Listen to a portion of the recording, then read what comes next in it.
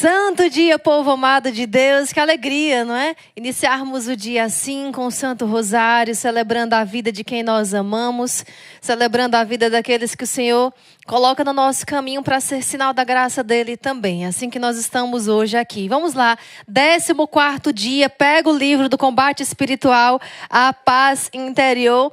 Não tenho desgrudado dele desde que antes da quaresma, né, que nós já tínhamos recebido, e você também aí com os seus combos. Então não desgrudei do meu livro do combate espiritual, a paz interior. E hoje, lá na página 125, capítulo 14, nós vamos, o 14 e o 15, nós vamos também caminhar e descobrir hoje pelo menos três estratégias que o inimigo usa para enganar. Enganar quem, irmã? Enganar quem já está caminhando bem na vida de santidade, que já até alcançou algumas virtudes, mas continuar a enganar aqueles que estão no pecado. Para quê? Para repetir o pecado. O inimigo de Deus, ele tem as estratégias dele. Para que nós vençamos, é como numa guerra. Nós precisamos conhecer o inimigo e precisamos conhecer como ele age. É diferente de um relacionamento, que nós precisamos conhecer a outra pessoa para que nós a amemos mais. E para que nós possamos ser canais da graça de Deus, para que ela faça a vontade de Deus. Nesse caso aqui não, nós conhecemos o inimigo não para amá-lo mais, nem para fazer a vontade dele, mas para desmascará-lo e para destruir as ciladas dele. Então hoje eu quero trazer para você pelo menos 3 estratégias do inimigo que ele usa para destruir a virtude de quem já conseguiu alguma coisa na vida, na busca da santidade, e aqueles mesmos que ainda não encontraram a conversão, que estão ainda numa vida de pecado. A palavra de Deus, lá na segunda carta de São Paulo aos Coríntios, versículo 11... Começando um pouquinho antes, o versículo 10 diz assim, olha: a quem perdoardes alguma coisa, eu também perdoo. Se tive alguma coisa a perdoar, já perdoei. E assim procedi por causa de vós, na presença de Cristo, para que não sejamos iludidos por Satanás.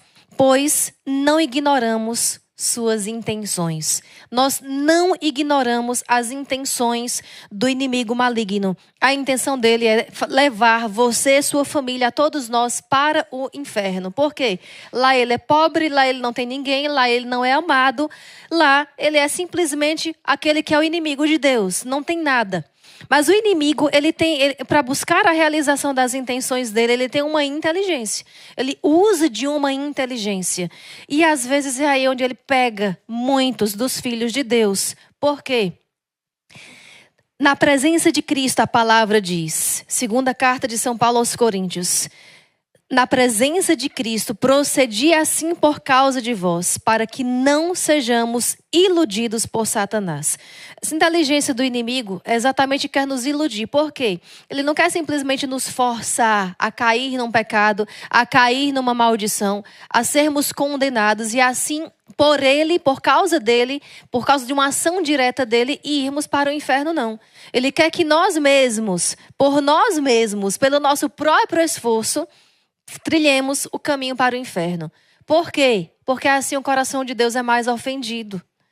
Se fosse algo forçado, seria por vontade dele. E assim, Deus, na sua misericórdia, dá o desconto, não é? Dá o desconto da nossa ignorância. Mas quando alguém sabe do pecado que está entrando, quando alguém sabe o caminho que está trilhando de pecado, que está caindo nas estratégias do demônio, assim machuca mais o coração de Deus.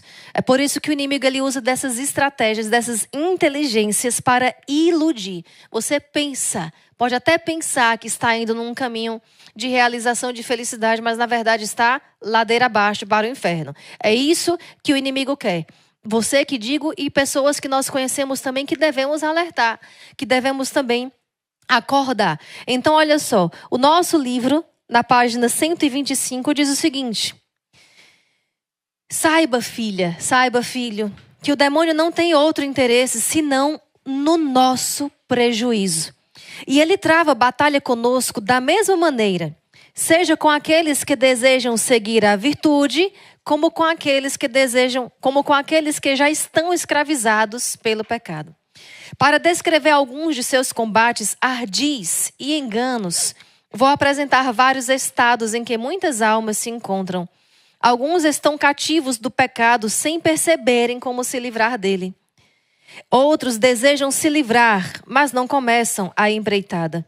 Alguns acreditam que estão seguindo o caminho da virtude, mas se afastam cada vez mais dele. Há também aqueles que, depois de adquirirem poucas virtudes, caem em maior ruína e desgraça. Então ele vai discorrer, o nosso livro vai discorrer ao longo dos capítulos, e as outras pregações também vão abordar isso, os diversos estados em que muitas almas se encontram. E almas, quando se fala, pessoas, eu, você, cada pessoa que no mundo o inimigo tenta contra. E ele vai dizer, estão cativos, alguns estão cativos do pecado sem perceberem como se livrar dele. Outros desejam se livrar, mas não começam a empreitada. Por quê? Porque dá trabalho. Dá trabalho. Mas do mesmo jeito que dá trabalho se livrar do pecado, dá trabalho também entrar nele. Mas como o livro diz, como o autor diz, você se escraviza, você entra no laço do demônio sem nem perceber. E é exatamente por isso que se chama engano e ilusão. O demônio não vai agir muito claramente, por exemplo, para quem já está numa caminhada já de busca de perfeição, de busca de união com Deus, de aperfeiçoamento das virtudes, de maneira direta não. Se ele vê que você já está vivendo bem os mandamentos de Deus, ele vai usar estratégias enganosas. Ele não vai trazer insinuações ou tentações muito na cara, muito descaradamente. Ele vai enganar, e nisso ele é o expert. Mas você e eu precisamos ser muito mais do que ele. Porque ele vai usar da inteligência e nós vamos usar da sabedoria. Vamos usar da sabedoria, que não é somente uma inteligência mais aguçada, mas é a vida de Cristo em nós. Por isso que é importante a vida sacramental, porque a vida sacramental nos transmite a vida divina de Cristo. E é exatamente isso que vence, que desfaz as estratégias do demônio. Essas, no mínimo 3 que vou trazer para você hoje. É a vida divina de Cristo em nós, porque em nós não há força suficiente para isso.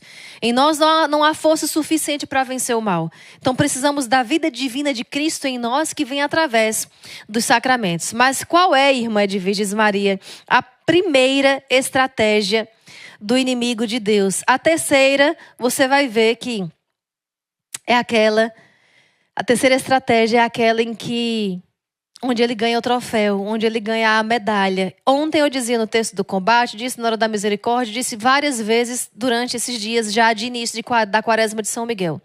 Não se admita perder no combate espiritual. Não se admitir perder não significa dizer ser arrogante, ser soberbo e dizer eu tudo posso em mim mesmo que me fortaleço. Não é isso. Eu tudo posso, mas naquele que me fortalece, então eu tudo posso, né? Se Deus me fortalece, eu posso tudo. Ousadamente dizer, eu posso tudo e virar o jogo. Eu gosto muito de contar as histórias para vocês, não é? Gosto de contar porque ilustra melhor. E já me deram um feedback bom que gostam muito. Então, olha só. Lá no ano de 2009, mais ou menos, acho que foi 2009, eu passei muitos anos, algum tempo no esporte que eu gostava muito. Esses dias, inclusive, falei com o professor da época, né, o Ironaldo, lá em Bezerros. E eu fazia karatê, cheguei até a faixa marrom. E a primeira vez que eu fui para um campeonato brasileiro foi lá em Santa Catarina, na cidade de Jaraguá do Sul. E na final, consegui chegar na final da luta. Gente, não parece, né? A irmã Edviges Maria não parece que fez esse tipo de esporte, não. Mas eu gostava muito. E eu não queria perder. Eu não ia para um campeonato considerando a possibilidade de perder. Eu trago essa lição até hoje. Até hoje na vida espiritual. Porque a medalha já foi embora, o pódio nem existe mais. Mas a lição ficou. Né? E na final, quando eu olhei para o tempo, que faltavam 30 segundos, eu estava perdendo de 3-1, eu disse, não posso, eu vim de tão longe, eu vim de Pernambuco para cá, para não voltar com a minha medalha de ouro, porque a de prata já estava garantida. Eu disse, não admito, eu tenho que ganhar, eu vou ganhar.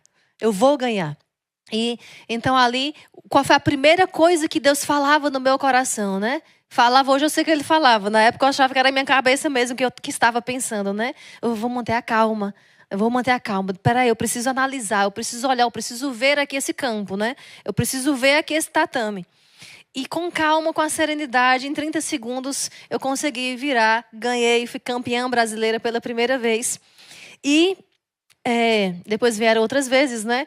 Que fui também. Mas a primeira não tem como. E trouxe essa lição para as outras vezes que competia. E trago essa lição para mim na vida também espiritual, na minha vida religiosa. Eu não me admito perder. Para o inimigo de Deus, não. Para Deus, quando a gente perde, quando a gente se deixa vencer e Deus vence em nós, aí é diferente. Porque nós acabamos ganhando também. Nós ganhamos. Perder para Deus é ceder. Isso eu experimento todas as tardes na hora da misericórdia. Vencer, deixar o Senhor vencer sobre o meu temperamento, que o Senhor vença sobre o meu cansaço. Deixar que o Senhor vença sobre as minhas limitações, né? As distrações, tantas coisas, Deus vence todos os dias. Então, primeira coisa, primeira arma que eu quero te dar, até mesmo antes de trazer a primeira estratégia é: não se admita perder. Já entre na batalha espiritual querendo e na certeza da vitória. E na certeza da vitória de Cristo. Então, primeira estratégia, o que é que o inimigo faz? Ele faz você reconsiderar o que é vontade de Deus. Não, peraí, vamos ver. Isso é vontade de Deus mesmo? Está custando muito. Está pedindo muito de mim. Será que isso realmente é vontade de Deus? Então o inimigo te faz reconsiderar a vontade de Deus. O que foi que ele fez com Adão e Eva lá no paraíso? O que foi que ele fez com Eva, né? É verdade. Ele joga. É verdade que vocês não podem comer do fruto da árvore que está no centro do paraíso? É verdade. Ou seja, Eva respondeu.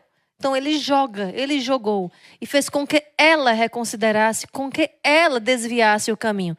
E é assim que ele faz essa estratégia até hoje, porque aí tem uma coisa que ele não é criativo. Mas por que aqui eu estou falando isso para você? Porque hoje, no mundo que nós estamos, no tempo que nós estamos, ele está a todo instante jogando para você, jogando na sua casa. É verdade que você tem que se manter fiel ao seu marido, ele te traindo? É verdade que você tem que se manter fiel aos seus filhos, à sua casa, filho que dá trabalho, e você aí preso trabalhando para morrer, se matando de trabalhar para dar tudo, e o filho está jogando tudo para o alto. É verdade que você tem que continuar acreditando e rezando por esse filho? E aí é onde ele começa a ganhar, é onde ele começa a virar o jogo para ele, virar a luta para ele, não é? E você precisa estar esperto. Por quê? Para diante de um combate desse, diante do inimigo de Deus, no enfrentamento, porque nos colocamos diante do Senhor, mas no enfrentamento e no combate dizer assim, é verdade, é assim que eu vou viver. É assim que eu vou levar a minha vida na fidelidade ao meu Deus, revestido da couraça da justiça, não é? Lá em Efésios 6, São Paulo vai trazer para nós que é necessário nos revestirmos da armadura de Deus. Para quê? Para resistir nos dias maus. É preciso nos revestirmos da armadura de Deus para resistir nos dias maus. E quais são os dias maus? São os dias em que você descobre uma traição na sua casa, no seu casamento. É o dia em que você descobre que um filho está usando drogas e você não sabia. É a hora em que você descobre que um filho está, sei lá, qualquer pessoa da sua casa está te enganando, está te ludibriando. É quando você se depara com uma decepção. Ninguém precisa de defesa, ninguém precisa de couraça, ninguém precisa de escudo quando tudo está bem, fora de um combate. Vão te chamar de louco. Se alguém no meio da rua aparece de repente com uma couraça, com um escudo, com um capacete, vai chamar de quê? De louco. Tá louco, né? Então, por quê? Porque não está acontecendo nenhuma guerra, pelo menos, né? Até aqui. Não tá. Então, para que tá assim? Na vida espiritual, é do mesmo jeito. Nós não vamos entrar num combate despreparados. Ao mesmo tempo que não vamos também vestir uma couraça, vestir o capacete da justiça, como diz a carta de São Paulo aos Efésios, se revestir da fé, se revestir da espada, que é a palavra de Deus, se não estivermos em combate. Eu digo para você, se você não estiver percebendo, vendo que existe combate contra a sua casa, preste atenção, porque está já acontecendo, como o autor do livro disse no início, os ardis, os enganos e as atitudes ardis do inimigo de Deus. E por você não perceber, é que depois as ruínas vão acontecendo, as estruturas espirituais de uma casa vão ruindo. Por quê? Porque no início não se percebeu. Então a primeira estratégia é isso, ele te convida a reexaminar o ensino da palavra de Deus. Ele te convida a rever, a reconsiderar se vale a pena mesmo ou não certos sacrifícios para É na sua vida, na sua casa, na sua família.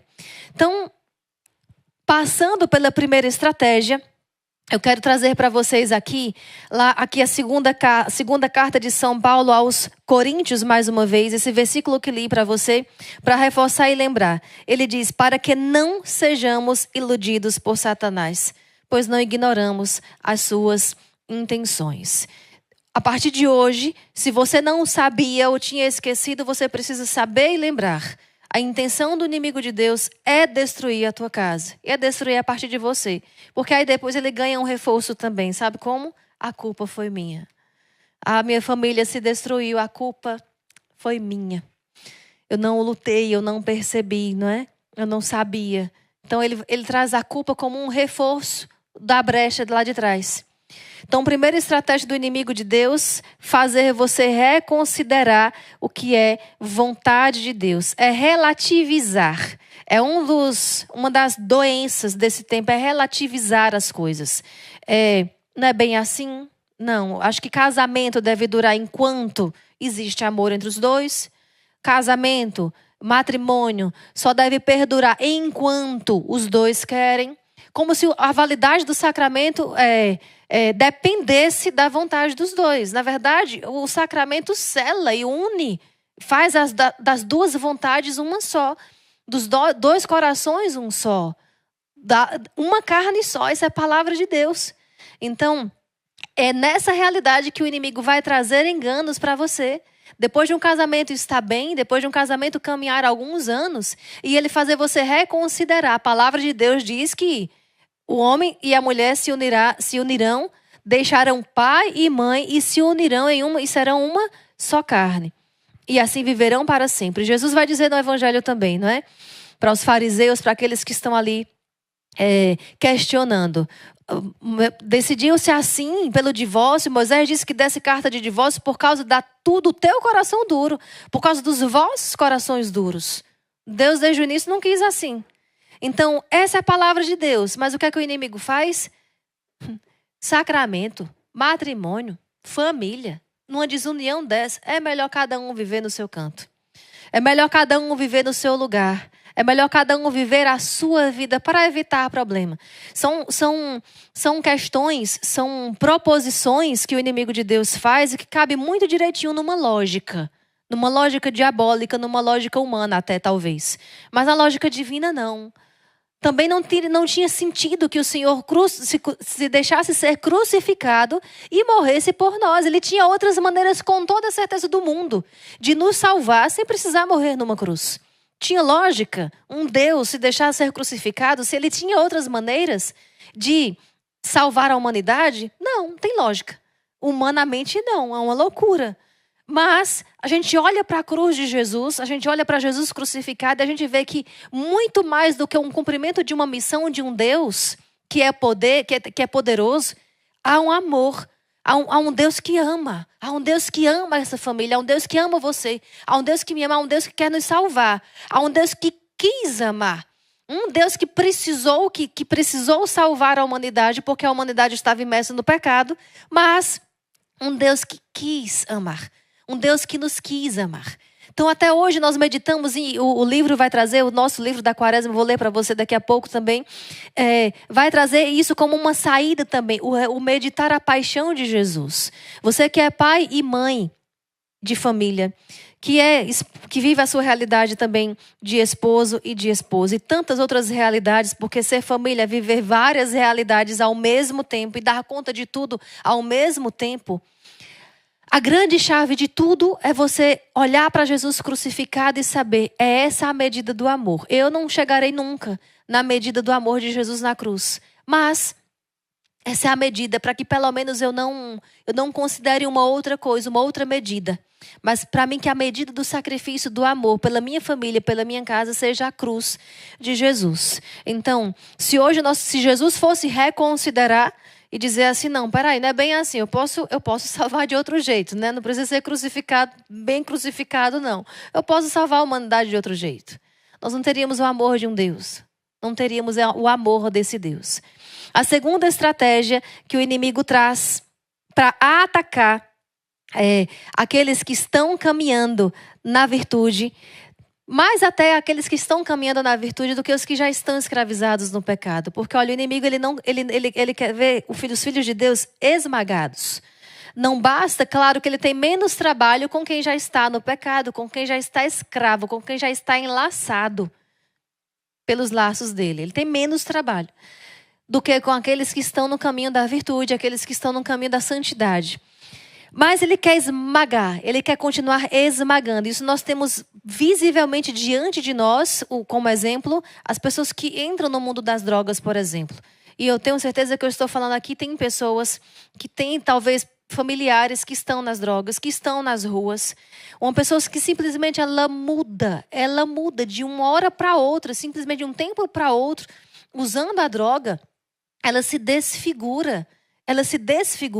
Mas o inimigo não quer somente que essa pessoa perca o emprego, ele quer que ela perca a família, que ela perca a credibilidade, que ela perca a casa, que ela vá morar na rua, que ela ande suja, que ela ande desgraçada. O inimigo de Deus quer que esses filhos vivam numa desgraça e fora da graça de Deus, mas ainda experimentando todos os sofrimentos e dores possíveis aqui nessa terra. Então, essa segunda estratégia, que ele nos ataca no momento da fragilidade. Ele vai atacar você no momento da fragilidade, quando a doença chega, quando o medo toma conta do coração de perder quem está doente, que está numa UTI, que está internado. Quando você está sendo traído, quando se está sendo, humanamente falando, sendo o prejudicado, e você vê que você está perdendo alguma coisa. Mas, na verdade, por trás de tudo isso, se há um ganho, se há uma vitória, mas o inimigo cega. E olha o que o livro diz. Passando lá para a nossa página 127, ele diz assim: ele não apenas afasta essas almas dos pensamentos e inspirações internas, que aí chama a conversão, mas por meio de outros pensamentos totalmente diferentes e opostos, e com ocasiões preparadas e prontas, as faz cair e repetir os mesmos pecados já cometidos anteriormente. Levando-os também, ou até mesmo pecados mais graves e enormes. Isso faz com que cresça e aumente sua própria cegueira, levando-os a se acostumarem com o pecado. Então o inimigo ele leva você à sua própria cegueira, nos leva à nossa própria cegueira. Aquilo que falava para você no início. Ele não quer levar forçadamente ninguém para o inferno. Ele quer que você escolha o inferno. Ele quer que você escolha. Então ele cega você com relação aos frutos que o teu sofrimento está dando para a própria família, para o próprio casamento, mas para que você escolha um outro caminho. Então, o que é que ele faz? Ele ataca no momento da fragilidade. E aqui eu quero trazer para você, por exemplo, o exemplo de João Batista. Ontem nós celebrávamos a memória do martírio de São João Batista. São João Batista dizia o que para Herodes? Não te é permitido ficar com a mulher do teu irmão. Por causa disso, depois a mãe da Herodíades disse que ela pedisse a cabeça de João Batista. Mas tudo por causa de uma traição, porque a verdade foi dita. Traição é traição e sempre foi em todos os tempos. Sempre foi em todos os tempos da história e continua a ser. E o inimigo de Deus continua a agir da mesma maneira hoje. Ele cega. Ele apresenta, ele ataca no momento da fragilidade. Um casamento, por exemplo, que se está em crise, que é que eu quero dizer para você que é casado ou casada, talvez seja a mulher que está assistindo, ou talvez seja o homem que está assistindo. Casamento sempre vai ter crise, família sempre vai ter crise, vida humana sempre vai ter crise. Nós não estamos livres da crise, nós não estamos livres das cruzes, só que as crises nos amadurecem para carregarmos as nossas cruzes. As crises, quando chegam na nossa vida, seja em qual realidade for, elas nos amadurecem para carregarmos melhor a nossa cruz. Porque senão a cruz começa a ser arrastada.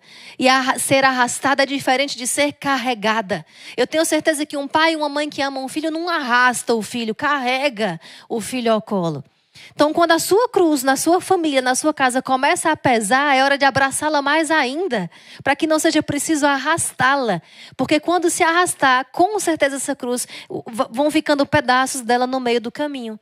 E um casamento que entra em crise, um casamento que tem crise, que passa pela crise, é a coisa mais comum e natural do mundo. Por quê? Seu casamento precisa amadurecer. O seu vínculo com a sua esposa, o seu esposo, precisa ser amadurecido a cada ano que passa. A cada ano que passa. Uma idade, existe um salmo que diz isso, uma idade conta a outra as vossas obras. Não somente a nossa idade humana de existência, mas a idade de um casamento. O que é que o seu primeiro ano de casamento, por exemplo, contou ao segundo ano de casamento? O que é que o seu segundo ano de casamento contou ao terceiro ano de casamento? O que é que um ano tem entregue ao outro, né? O que é que uma idade, a cada ano que você comemora o seu casamento com a sua esposa, com o seu esposo, o que é que esse ano entrega ao outro de realização vivida lá atrás? No ano da crise, esse ano precisa entregar ao outro um fruto de amadurecimento e de mais amor e de mais confiança. Claro que isso vai depender das duas partes. Isso sim depende das duas partes. Por quê?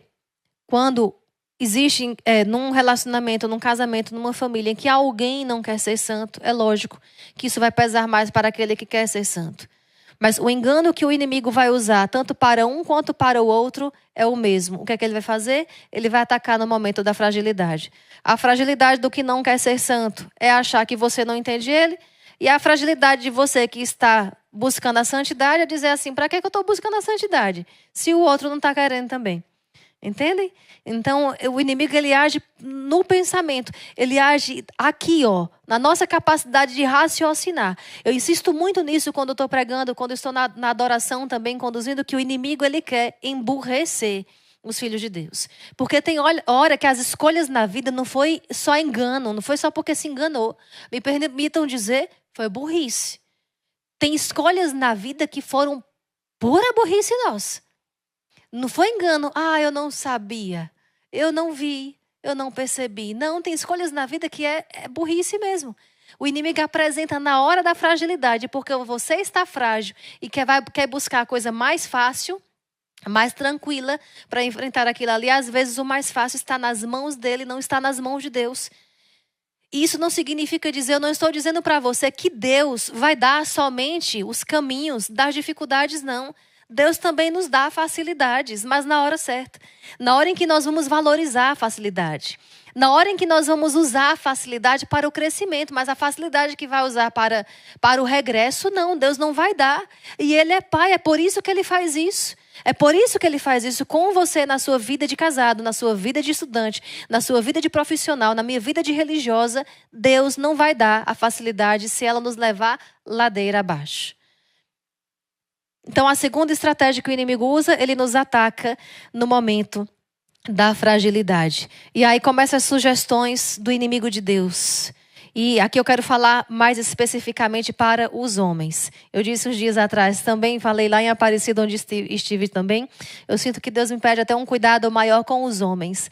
Não é nada contra as mulheres, tá, filhas amadas?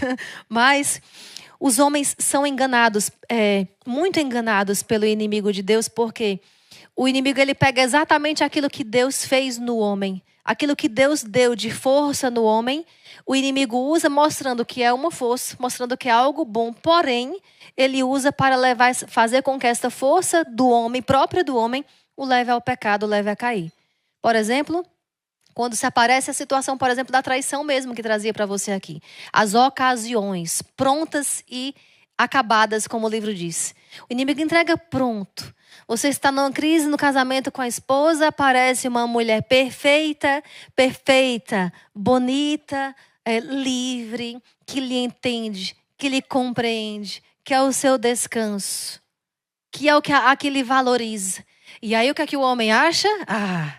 Tem alguém que olha para mim, não é? De casa que está perdendo. Eu ainda sou o tal. E aí tudo aquilo que a masculinidade é força no homem se torna fraqueza. Eu não sei se tem homens assistindo esse vídeo aqui hoje, agora, e vão assistir depois que já passaram por isso e pensam que isso é uma valorização da sua masculinidade. Uma mulher, quando se aproxima de um homem para fazê-lo trair a sua esposa, ela está sendo a primeira a dizer que você não vale nada. Ela está sendo a primeira a estar nas mãos do inimigo de Deus, a mostrar que você não vale o que você pensa que vale. Porque pensa comigo, pensa que se por mais dificuldades que você esteja passando no seu casamento, por mais dificuldades que você esteja passando no seu matrimônio, você revalorizaria ou faria um investimento ainda maior na sua masculinidade, suportando tudo isso, por amor ao Deus que te criou, por amor à família que você se comprometeu, do que se você cai num pecado desse. Porque, na verdade, quem cai é porque está fraco. Quem cai é porque não se salvaguardou de outras forças, além das suas. E essas forças que digo são as forças de Deus. A força que o Senhor dá. Um homem é homem quando ele se sustenta na graça de Deus. Um homem é homem quando ele se sustenta protegendo sua família. Um homem é homem, tem sangue no olho, como diz o irmão Gabriel Maria. Tem sangue no olho mesmo quando ele paga o preço de passar pelas crises na casa, por mais errada, por mais instrumentalizada que a esposa esteja sendo, mas ele suporta isso por causa do compromisso que ele fez com Deus. Da mesma maneira a esposa, que também traída, não cai na cilada do demônio, não cai nos ardis do demônio que diz assim: para que você vai permanecer fiel se ele não está te sendo fiel? Para que você vai permanecer rezando tanto se ele não está nem aí? Né? Se nem acreditar em Deus ele acredita. Por que você continua fazendo tanto esse jejum? Para que fazer quaresma de São Miguel? Se parece que as coisas pioraram. Para que acordar de madrugada para rezar com o exército de São Miguel se nem sinal de mudança você vê? E aqui entra a arma que o Senhor nos dá, que é ter um olhar sobrenatural. E ter um coração tomado pelo amor a Deus. Porque, de fato, humanamente falando, ninguém é capaz de suportar tudo isso. Falava para uma pessoa também querida esses dias, né? Humanamente a raiva vai vir. Humanamente o sentimento da indignação, da revolta vai vir. Só que é nessa fragilidade que o inimigo vai agir e vai tirar a tua sabedoria de pensar assim: eu estou passando por tudo isso, eu não estou vendo com esses olhos, mas os olhos da fé me dizem que a minha família será salva, que a minha família tem jeito, que esse matrimônio tem jeito. E se por acaso não tiver jeito, o meu coração tem jeito para continuar amando e sendo fiel a Deus até o fim. Que o demônio me sugira outras coisas, outros caminhos, eu não quero saber. Eu permaneço fiel ao meu Deus, porque o meu compromisso foi com Ele. Em primeiro lugar, quando se mantém-se fiel num casamento, num matrimônio, numa família, se mantém a si mesmo. E olha, eu quero dizer para você que é casado, que é casada, a traição não acontece somente quando se envolve fisicamente com outras pessoas, não. Também, claro, lógico, tem os pensamentos, tem toda a tentação no pensamento também, nos sentimentos. Mas a fidelidade em você cumprir seu papel de provedor, você que é homem, em cumprir o seu papel, em ser fiel, de dar o tempo que é direito da sua família. Você que é esposa, de dar o tempo, o amor e a ternura que é direito do seu esposo e dos seus filhos. Eu, como religiosa, dar ao meu esposo, ao meu Deus, todo o amor, toda a confiança, a fé que Ele já exige e espera de outras almas, de mim, de nós que somos religiosos, Ele espera triplamente. Jesus vai dizer para Santa Faustina no diário dela: se não for a minha esposa a me consolar na cruz, quem será? Então, como religiosa também, eu também tenho essa obrigação de dar ao meu esposo o tempo que é dele. Mas, irmã, tem dia que eu vejo que a senhora faz 4 horas de adoração no dia, certo? Mas aqui eu estou rezando com Jesus para levar você ao encontro com Ele. Mas existe aquele encontro que é só meu e dele. E eu não posso ser a primeira ladra de mim mesma. Você não pode ser o primeiro ladrão da sua família. Aquele que primeiro rouba o tempo, aquele que primeiro rouba a paz, aquele que primeiro rouba a tranquilidade, aquele que primeiro rouba a organização da vida. Você não pode. Você, enquanto filho, também tem a sua obrigação de não deixar que a sua família caia nessas estratégias do demônio, não, nessas ciladas do inimigo, não. Filho também tem obrigações dentro de casa para se permanecer fiel a Deus e à própria família. Vivendo uma vida reta, vivendo uma vida na verdade. Hoje, nós olhamos para tantos filhos, tantos jovens, tantos adolescentes, tantas crianças, filho, independente da idade, filho, que vivem uma vida de mentira, que vivem uma vida na farsa, que vivem uma vida de teatro. E pensa que está vivendo uma vida autêntica, que está vivendo uma vida na realidade. Não, eu faço o que eu quero, eu estou vivendo a minha verdade. E às vezes pessoas inteligentes, tá? Às vezes pessoas instruídas. Pessoas que não iniciaram sua vida no mundo sem um amparo, não. Pessoas instruídas. Pessoas que foram instruídas na igreja, pessoas que foram instruídas em educação mesmo, acadêmica que falam, que não, às vezes não sabe pensar. Não sabe pensar. Gente, para sair da luta, de uma luta espiritual vencedor, nós precisamos rezar, e nós precisamos rezar muito, mas nós precisamos pensar. Raciocina. Olha para ao teu redor, o que é que você, onde é que você tem sido a brecha na sua casa. Seja vivendo uma vida de pecado, ou seja, as próprias afrontas contra a família. E afrontas que digo, não no sentido apenas de violência, ou de rudeza, de grosseria, não. Mas sabe, na afronta muitas vezes o pai e a mãe estão ali lutando para manter a vida, para manter a família firme em Deus, e você está afrontando com o pecado, você está afrontando, buscando em outros caminhos a verdade que você pensa que é a sua. Nesses dias lá em Aparecida, falava isso para vocês agora e ele lembrava. Uma mãe se aproximou de mim e disse assim: irmã, reza por minha filha. Eu não lembro mais quem foi, eu lembro do pedido de oração. Mas essa pessoa disse: reza por minha filha porque ela está vivendo, foi educada na igreja, foi batizada, foi crismada. Eu tenho consciência daquilo que eu dei de educação, eu tenho consciência do caminho que eu propus para minha filha para viver em Deus, mas a minha filha hoje vive no ocultismo. E, além do mais, um desvio na sexualidade também. E a maneira que aquela mãe colocava, a maneira que aquela mãe me dizia aquilo, com tanta dor no coração, mas ao mesmo tempo com tanto amor. E sempre que vou Aparecida, volto mais materna também, né? Eu olhei para aquela mãe ali e disse: como é que pode? Às vezes só no coração de uma mãe mesmo nós vemos isso. Um coração que sofre e ama ao mesmo tempo. Ao mesmo tempo. Como que o esposo e a esposa é uma carne só, depois que se unem em sacramento, ali no coração daquela mãe, a mesma carne que sofria, o mesmo coração de carne que sofria, o mesmo coração de carne que amava.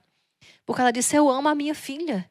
E eu não sei mais o que fazer, porque eu rezo, mas ela não dá sinais de mudança. Não dá sinais de mudança. E ela acha que está certa, e eu não posso falar nada. Né? Eu não posso falar nada. O que é que o inimigo tem feito? Porque, ao mesmo tempo em que tantas coisas ruins acontecem, também tem se levantado famílias conscientes do seu lugar, do seu papel.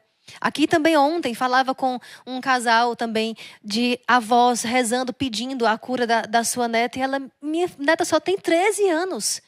Só tem 13 anos e vivendo numa depressão, jogada em cima de uma cama. Mas por que ela não diz? Ela não sabe. Gente, não tem outra explicação a não ser a ação do mal. Não tem outra explicação a não ser a ação do inimigo de Deus e do seu inimigo. O inimigo, quando ele não consegue destruir o maior, o adulto, o pai, a mãe, porque às vezes até também já está debandado demais no pecado, e ele não vai gastar mais tanto tempo, ele vai agir naquele que é o indefeso, naquele que está frágil. É a segunda estratégia que falei para você. Aquele que está frágil. Ele vai agir naquele ali. E por quê? Por nada. Não tem motivo. Não tem caminho. Não tem motivo aparente. Mas existe uma ação do mal por trás. Onde já se corroeu o caminho de união do pai com Deus. O caminho de união da mãe com Deus. E é lógico. 2 brechas contra uma criança de 13 anos. É lógico que essa criança vai cair sem quê e nem para quê. Então, passando por essas 2 estratégias que falei para você, primeiro, o inimigo faz você reconsiderar o que é vontade de Deus. A segunda, ele te ataca no momento da fragilidade. A terceira estratégia, eu disse para você, é aquela que você precisa ficar esperto, porque é onde o inimigo ganha o troféu. E aí você vai caindo e repetindo os pecados, como o nosso livro diz aqui. Cai e repete. Ele prepara ocasiões preparadas e prontas até você cair e repetir os mesmos pecados já cometidos anteriormente. E assim faz, caindo na sua própria cegueira, se acostumar com esse pecado. Depois que você se acostuma, o que é que ele faz? Sugere outro caminho. E aqui eu falo então, para aqueles que que sofrem com a falta de sentido na vida. Aqueles que veem a sua família se destruindo, porque o inimigo ele vai apresentar para você exatamente um outro caminho contrário. É a hora em que ele diz assim: para que tanta fé? Para que tanta oração? Então deixa eu te apresentar aqui, olha, o espiritismo, as falsas doutrinas, o ocultismo. Aqui é mais rápido, aqui é mais fácil. Vamos por aqui. Ó, vê que até agora eu te disse tudo certo. É assim que o inimigo faz com você. Vê que até aqui eu te falei, eu te avisei e eu acertei. Aqui, ó, eu estou falando a verdade também. Vamos por outro caminho, meu amigo. Vamos que vai dar certo. Vamos que agora é a hora da tua vitória. Agora é a hora de você mostrar que é o homem de verdade. Agora é a hora de você mostrar que sendo mulher não vai ser humilhada. Agora é a tua hora. É assim que ele faz, e apresenta um outro caminho.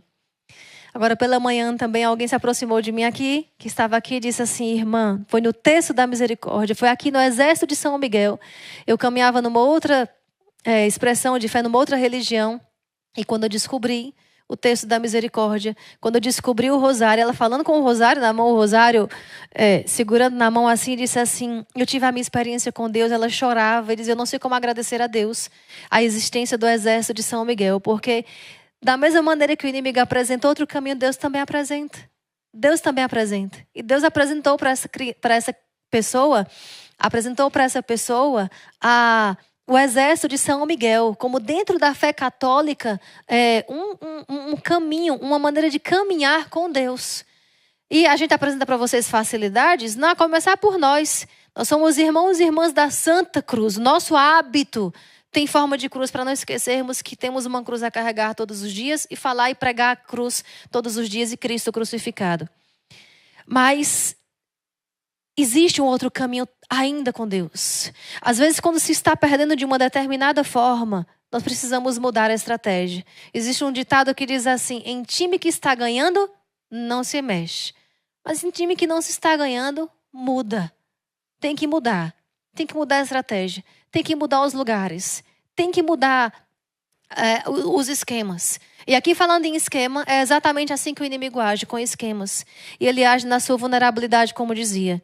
Assim nós também, dentro da sua casa, da sua família, seja inteligente. Se não é você que está indo ladeira abaixo, é alguém que você ama que está indo ladeira abaixo, use da mesma estratégia que o mal.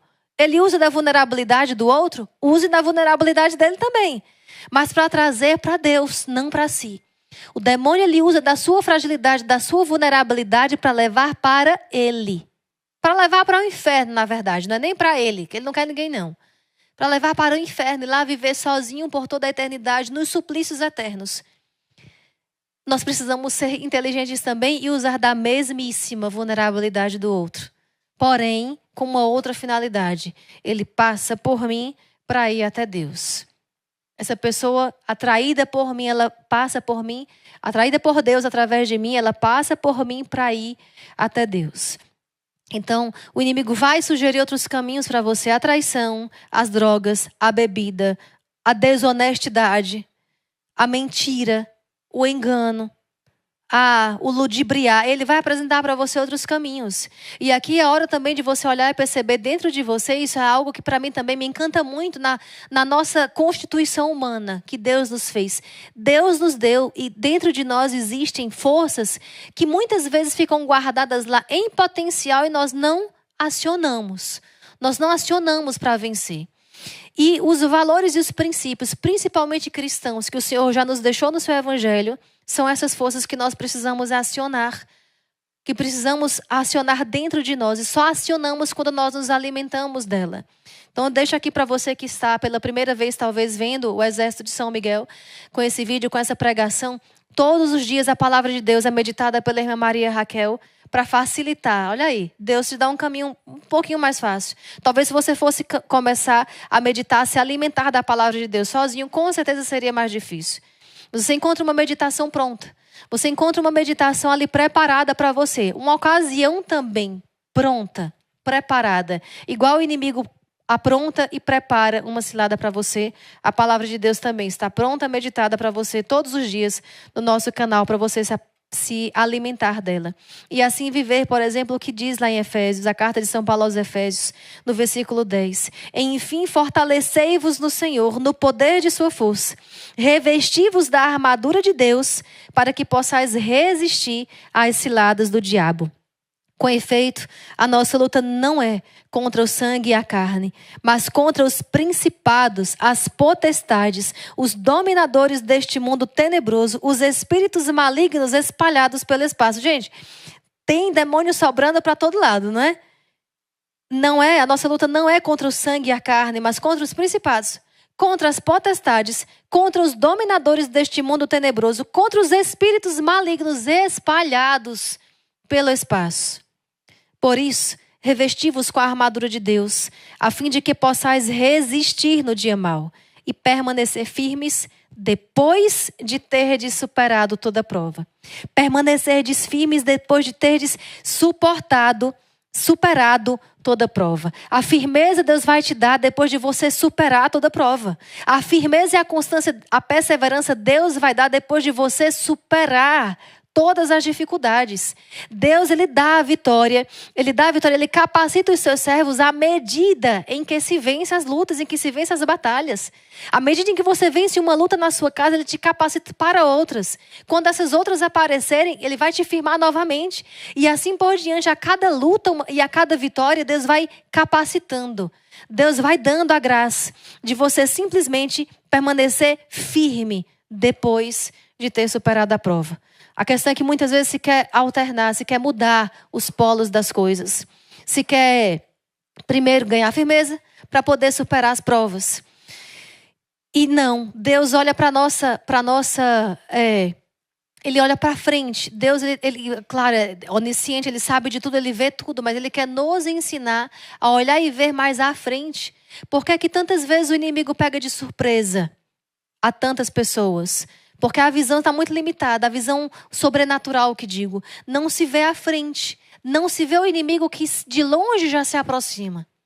Não se percebe os sinais do mal.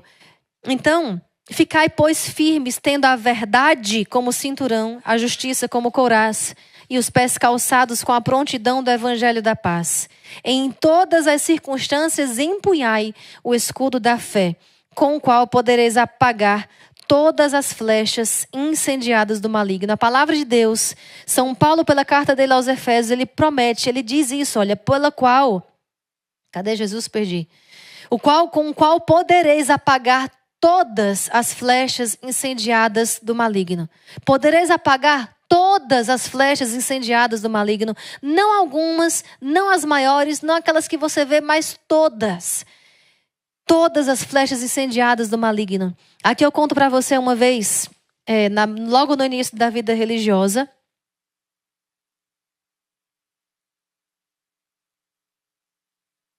Eu passei por muitas dificuldades, lutas assim com relação à aceitação da família, né? Já contei para vocês aqui algumas vezes que isso aconteceu. E eu lembro que, como aspirante, eu era iniciante na vida religiosa. Para você que não conhece as fases da vida religiosa, eu era iniciante, estava iniciando, né? Estava ali nos primeiros meses. E eu lembro que um dia eu fui na capela rezar, já era um pouquinho, como dizia, né? Não parece, mas eu sou um pouquinho brava. E fui na capela e briguei um pouquinho com Jesus, só um pouquinho. E disse assim: Jesus, eu deixei tudo, igual a Pedro, né? Eu deixei tudo, eu deixei minha família, deixei meus estudos que eu tanto amava, deixei minha profissão, deixei tudo para viver contigo e nada acontece para ficar mais fácil um pouquinho. Porque todos os dias eu tinha que passar por essa inaceitação, né, de casa. Então nesse dia eu briguei com Jesus e disse: eu quero essa vida, não é uma questão de querer ou não querer, eu quero. Mas eu não estou conseguindo mais, eu não aguento mais. E aí na hora me veio uma inspiração divina, porque com toda certeza foi divina aquela inspiração. E pela primeira vez na minha vida, na minha existência humana, eu sentia que a Virgem Maria falava comigo e dizia: reze mais. E eu brigando aí, dizia: mas eu rezo tudo que mandam aqui, eu rezo tudo, eu rezo o ofício divino, eu vou para a missa todo dia, eu comungo todo dia, eu rezo o rosário todo dia. E eu senti ela me dizer: reze mais o rosário, reze mais o rosário. Reze mais. Eu passei a rezar 3 rosários por dia. Na época conseguia, 3 por dia. Rezava. Eu saía em missão, então eu tinha a chance de rezar no ônibus, indo, rezava, voltando, rezava na parada do ônibus ali. Rezava o rosário, era a minha oração, rezava o rosário. Terminava um e começava outro, terminava e começava outro. E quando foi um certo dia, depois de um dia de trabalho, depois de um dia de missão, que cheguei em casa e já das orações, que fui dormir, tive um sonho lindo e ao mesmo tempo, eu acho que não é muito bom quando a gente sonha assim com Nossa Senhora, né, com alguém do céu brigando conosco, não.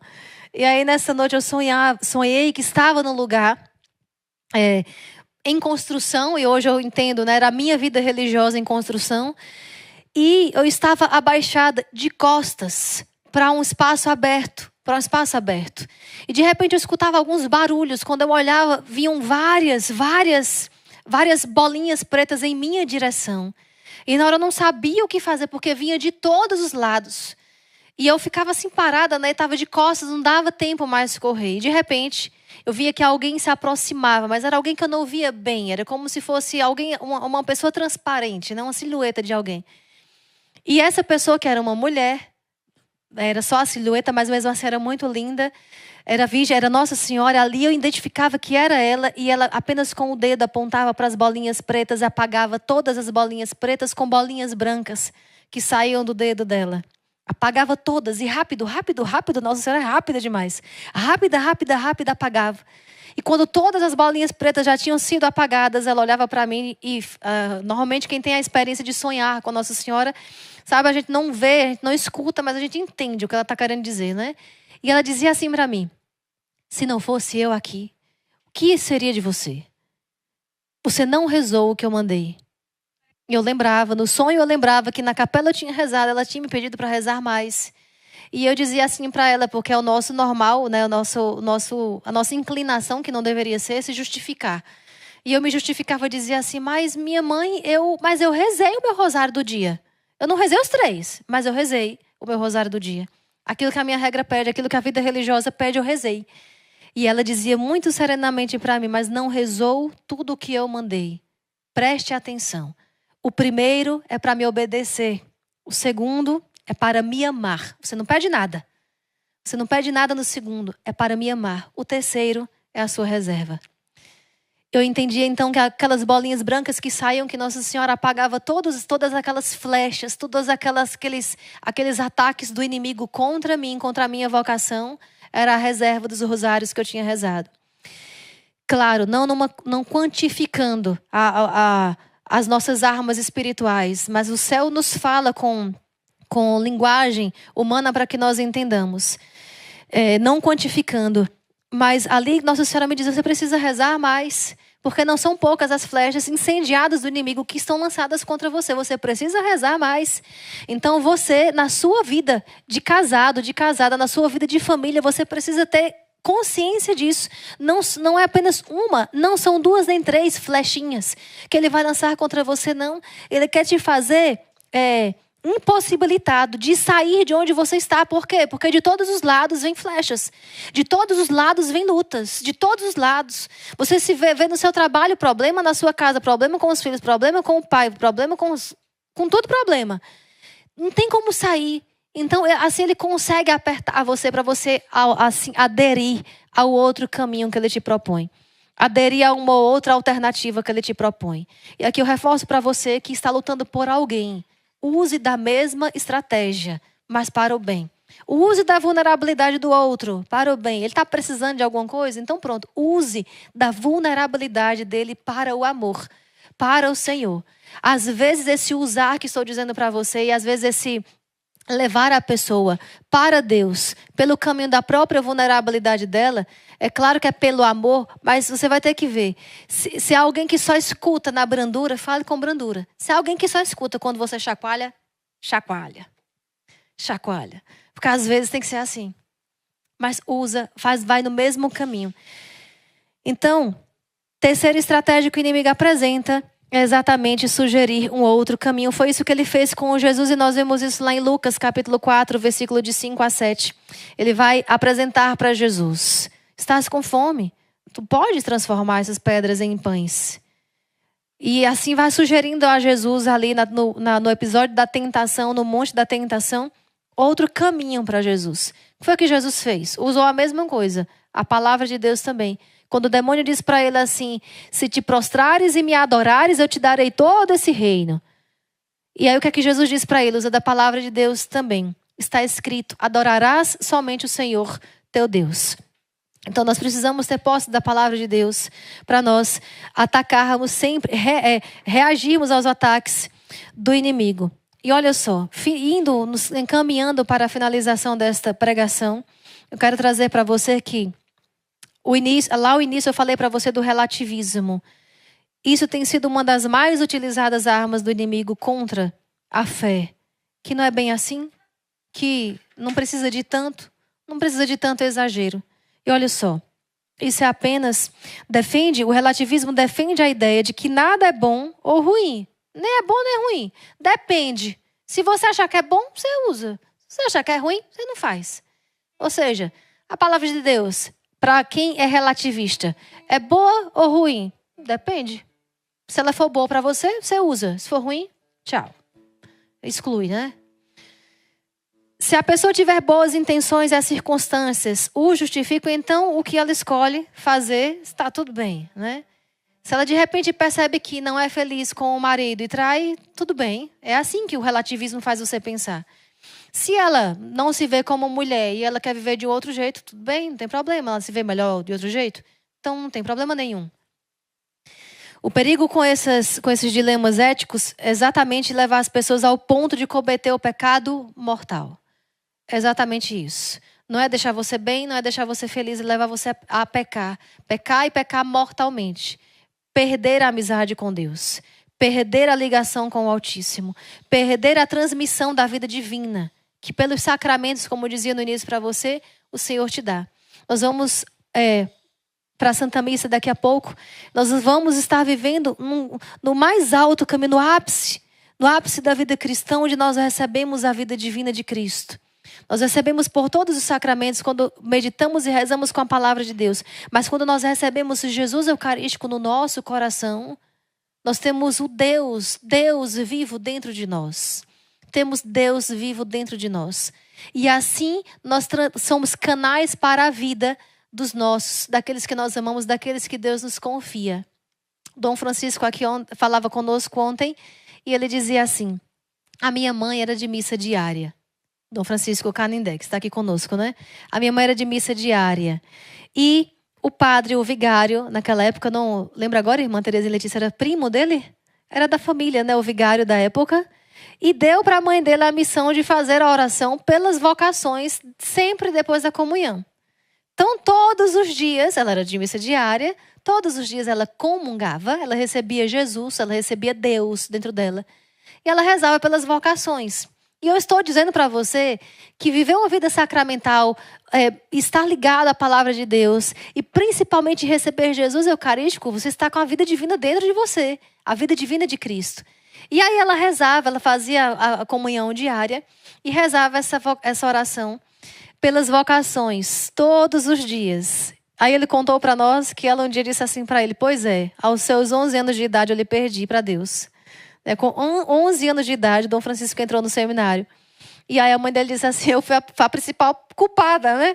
Foi a principal culpada, porque ali ela se fez, talvez até sem perceber e sem saber, a transmissora da vida divina para ele. Rezava pelas vocações sem saber dos planos de Deus para a vida do próprio filho. Todos os dias. Todos os dias. Então, filho e filha, por mais que as coisas estejam difíceis, por mais que estejam até impossíveis, se mantém firme nos caminhos de Deus. Se mantém firme no caminho do Senhor. Se mantém firme até o fim da quaresma de São Miguel. Por mais que os combates cresçam. Se mantém firme no seu Santo Rosário. Se mantém firme no amor a Deus. Se mantenha firme na fé em Jesus. Porque em alguma hora Deus vai te dar aquela graça que você tanto precisa e espera para a sua vida. Deus não deixa ninguém sem resposta. Deus não é surdo. Deus não é indiferente. O indiferentismo é outra coisa que o inimigo também usa. Só te trouxe 3 estratégias, né? Não dá para falar de todas. Mas Deus não é indiferente. Deus, ele presta atenção em cada luta. Ele presta atenção em cada batalha. Ele olha para cada luta sua, para cada dificuldade, para cada tribulação. E se você se mantém firme, se você se mantém fiel e supera as provas, aí sim o Senhor te dá a firmeza nele. É assim que a palavra diz: não existe um outro caminho, nem tem como reverter a ordem das coisas. Primeiro se supera as provas, depois se ganha a firmeza. Primeiro se supera as tribulações, depois se ganha a constância. Primeiro se supera os pecados, depois se mantém Deus na sua posse, no seu coração. Então vamos entregar tudo isso que o Senhor nos falou por meio dessa pregação, por meio dessa formação.